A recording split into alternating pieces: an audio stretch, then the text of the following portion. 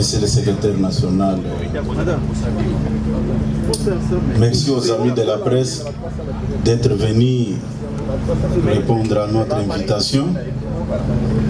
Je pense que le secrétaire général adjoint Daniel Assello a apporté des précisions importantes par rapport à notre rencontre de tout à l'heure. Nous étions obligés de vous inviter pour partager avec vous, parce que nous avons remarqué que certains responsables politiques ne vous ont pas respecté, ni encore moins respecté le peuple congolais par rapport à leur communication faite après la conférence de presse de son Excellence, Monsieur le Président de la République, Félix Antoine Tshisekedi Tshilombo. Chers amis de la presse, dans la vie, vous pouvez ramasser de l'argent, mais la dignité humaine, on ne peut pas la ramasser. Nous avons suivi certaines déclarations, certains propos tenus par certains responsables politiques qui ne nous ont pas permis de laisser passer. Les chefs de l'État, les premiers parmi nous, avaient lancé une invitation à votre égard et vous avez répondu et vous avez échangé avec lui, ce qui était une bonne chose. Mais il y a certains de nos frères congolais, au lieu de dire la vérité, ils ont voulu utiliser les mensonges. Je parle de M. Fayoulou, qui a dit que c'est grâce à lui que l'IDPS a survécu de 2006, 2007, 2008, 2009, 2010. Je pense que c'est manquer du respect à l'IDPS et aux responsables de la presse que vous êtes. Vous savez très bien qu'en 2006, 2007, l'IDPS avait boycotté le processus électoral. Mais en 2007, M. Fayoulou était député provincial. Lui était dans le processus. Vous allez découvrir avec moi, c'était une histoire mal préparée. Comme on dit, il n'y a pas un crime parfait. Il a voulu passer les mensonges pour être connu par le public, mais les mensonges qui ne tiennent pas debout. Comment expliquer quelqu'un qui était engagé dans un processus et nous qui étions opposés au processus en question, et la même personne pouvait venir nous prêter ses béquilles pour notre survie? Et c'est du mensonge. J'aimerais que vous puissiez retourner chez lui, lui poser la question que nous étions en face du secrétaire général. Il nous a dit que vous nous avez manqué du respect en utilisant les mensonges. Il dit encore, par rapport aux dates présentées par lui, je vous dis qu'il n'y a pas de sérieux, il n'y a aucune vérité. C'était un discours tenu seulement pour se donner de l'importance et se faire connaître encore auprès du grand public. De 2006 à 2007, nous étions opérationnels à tous les niveaux. Et lui, c'est ce qu'il était en train de faire, comme je venais de le dire, qu'il était député provincial. Au mois d'octobre 2008, son ami qui l'avait amené à l'IDPS, je parle de M. Albert Moleka. Moleka est nommé assistant et porte-parole au lieu et place de M. Aka Mas, père son âme. Arrivé au mois de novembre, Moleka l'amène ici, là où était notre ancienne permanence sur Avenue Ignace. Il nous présente que non, c'est mon ami Martin, il est député provincial. À l'époque, si je ne me trompe pas, son actuel secrétaire général avait les fonctions de vice-président, M. Devos Kitoko. Quand nous sommes réunis à notre ancien siège, on avait arrêté un programme d'organiser une marche. J'aimerais que vous puissiez me suivre très bien, puis c'est très important, puisque le malheur pour lui, il a tenu ce discours au moment où nous marchons encore sur nos deux pieds et nous sommes encore en vie et nous sommes disponibles à rétablir la vérité. Quand ils sont venus chez nous, le premier incident que nous avons connu était de nous demander, comme vous êtes là, d'enlever nos drapeaux de l'UDPS, non parce qu'il y avait d'autres partis politiques. Et j'étais opposé à cette démarche. Si M. Bomaz a été encore en vie par son âme, il pouvait vous le témoigner. Nous sommes sortis avec eux, arrivés au niveau de la rivière Kalamou. Ils avaient fait venir une fanfare là avec un monsieur là, avec une petite taille comme ça. Quand nous sommes arrivés au niveau de la rivière Kalamou, on s'est dirigé vers les ronds-points Victoire. Et la police est sortie et elle a commencé à tirer des coups de feu en l'air. Et Fayoulou a pris fuite avec tout son entourage et nous étions restés seuls. C'est très important de préciser toutes ces choses-là. Pourquoi il était venu vers nous? Vous connaissez bien l'histoire de l'élection du gouverneur de la ville de Kinshasa entre André Kimbuta et Adam Bomboli. Il fallait se diriger vers un grand parti politique, à l'occurrence de l'UDPS. C'est ce qui s'était passé. Il n'était pas venu pour nous soutenir. Au contraire, il était venu vers l'UDPS pour être blanchi. Et tout le monde le sait. Et manquer du respect de cette manière à l'UDPS. Et citer même les noms des gens de cette manière-là que non, voilà, vous pouvez demander à l'actuel VPM de l'Intérieur et Albert Moleka, c'est faux et archi faux. Arrivé en 2009, c'est Alexis Moutanda. Certains parmi vous venaient couvrir les activités de l'UDPS. Moutanda avait mis en place une politique communicationnelle de tenir des points de presse chaque semaine et de faire des descentes à la base pour redynamiser le parti dans des provinces. Un parti qui n'existait pas, comment est-ce que le secrétaire général de l'époque pouvait faire toutes ces activités-là? Et à cette époque, l'actuel VPM de l'Intérieur, Maître Jacquemain Chabani, était secrétaire national dans l'équipe Moutanda. Bon, comment lui pouvait prendre des langues avec Jacquemain et Moleka sans passer par le secrétaire général Alexis Moutanda, qui a dirigé le parti de 2009 à 2010.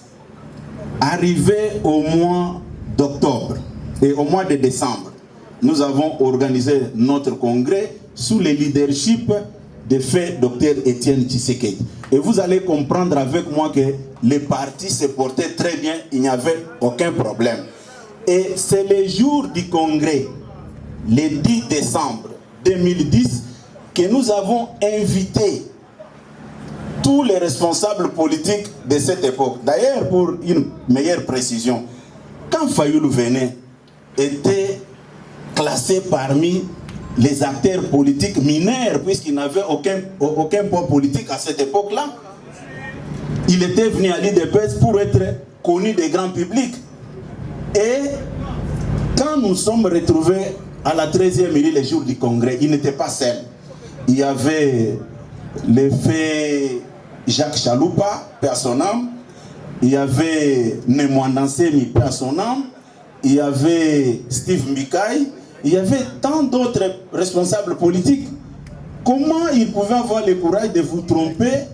Mais vous êtes de la presse, vous maîtrisez bien l'historique de la politique de notre pays. Et vous avez laissé les mensonges comme ça passer dans les têtes des grands publics.